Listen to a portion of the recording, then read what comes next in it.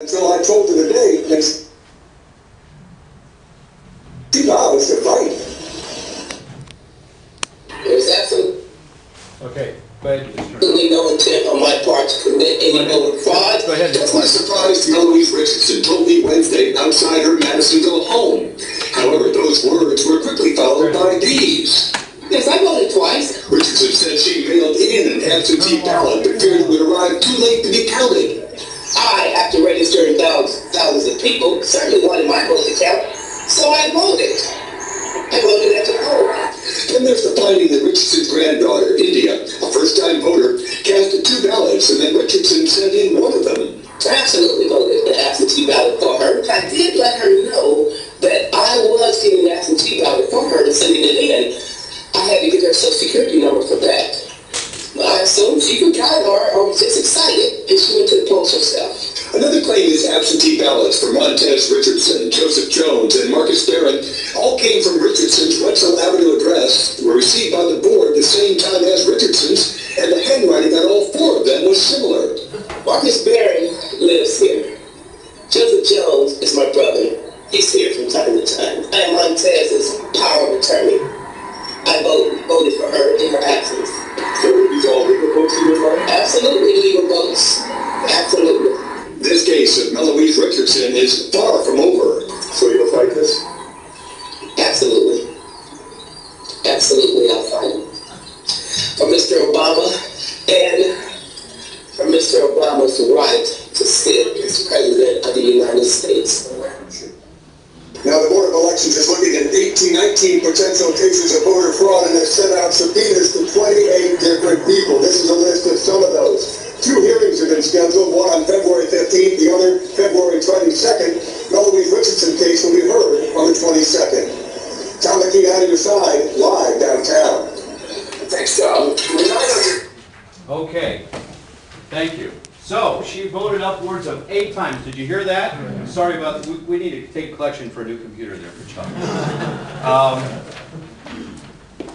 But she voted upwards of 8 times, okay? And you heard what she said at the end.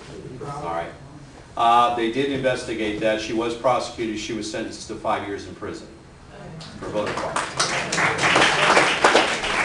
That was Hamilton County. There was 19 other indictments that came down, and 3 more later, which were out-of-state voters who accessed our mail-in ballot, never being residents of Ohio, voted in Ohio by way of application for absentee ballot.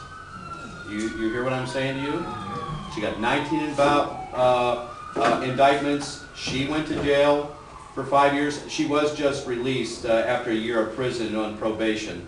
They filed some motion or something, but it did set a precedent. Eloise Richardson, it's funny. One of the Cleveland Democrats, I forget her name, Turner, I think it is. She's always saying there's no evidence of widespread voter fraud. I want to get her a Eloise Richardson T-shirt to wear. I voted 8 times. Anyways, so that was an easy prosecution, obviously, because on camera she admits to it. Okay, so that was an easy one for the prosecutors, but voter fraud is difficult to prove. Now, it's easier with these 90 cases in Franklin County where people voted absentee and they voted in person. Now, there was a lot of reports coming out of the Morris Road Early Voting Center, and they had some of these around here. Do you have one in your county where people walk in through the election those 35 days and vote early? Did they have one of those here? Yeah, the Board of Elections.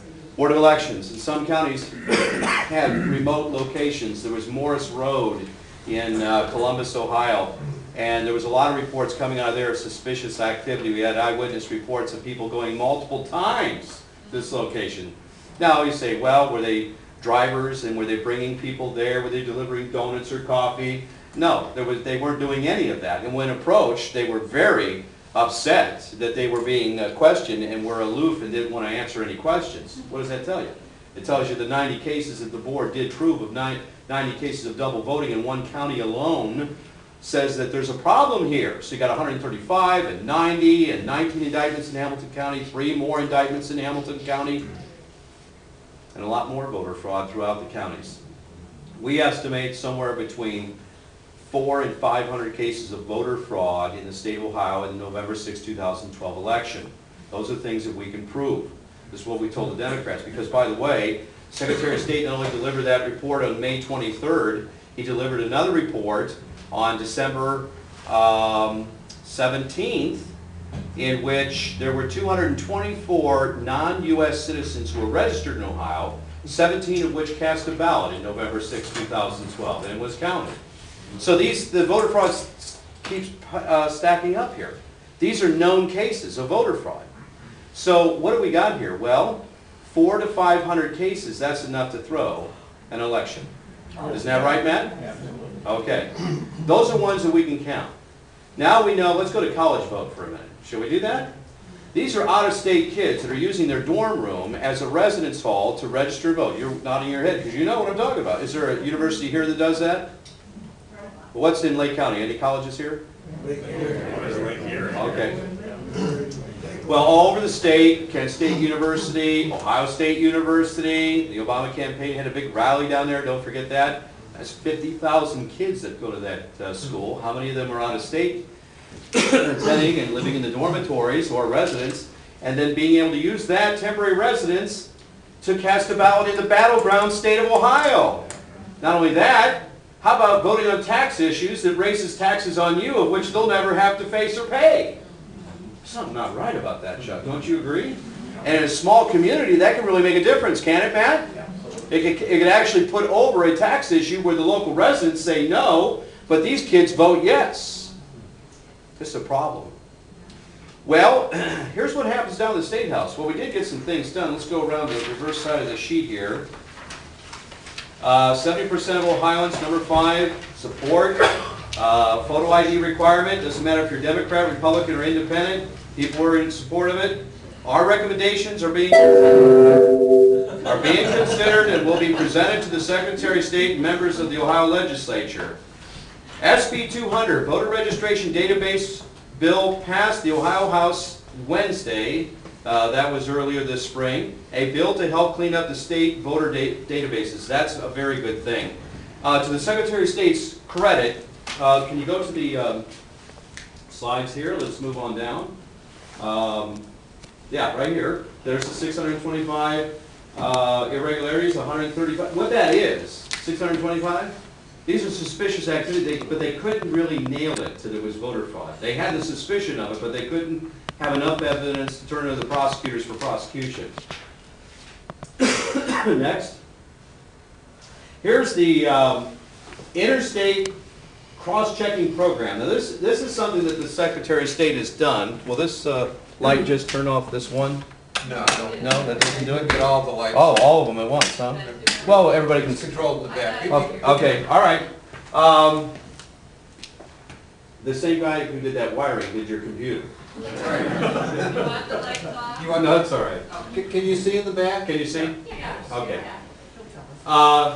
What you see there, the states in light green are in the collaborative exchange. So what that means is the Secretary of State of Ohio with the Secretary of Florida, they cross-reference the voter rolls. This was a great program, especially just for those 2 states alone, because getting rid of the deceased, they're on the list, right? People leave Ohio, go to Florida, pass away, right? They go to the Elephant Barrel grounds down there, right? They'll come back. And, or the villages, whatever is appropriate. I told my wife, I said, when I get to age, we're not going to the villages. Not happening. Like to visit some folks down there, but we're not going. So that really helped. They started cleaning up the database. Okay, the liberals always hate this when we do this. Don't touch that. It's sacred. He's dead. Let him rest in peace and take his name off the rolls, okay? Send him to Chicago. You know what?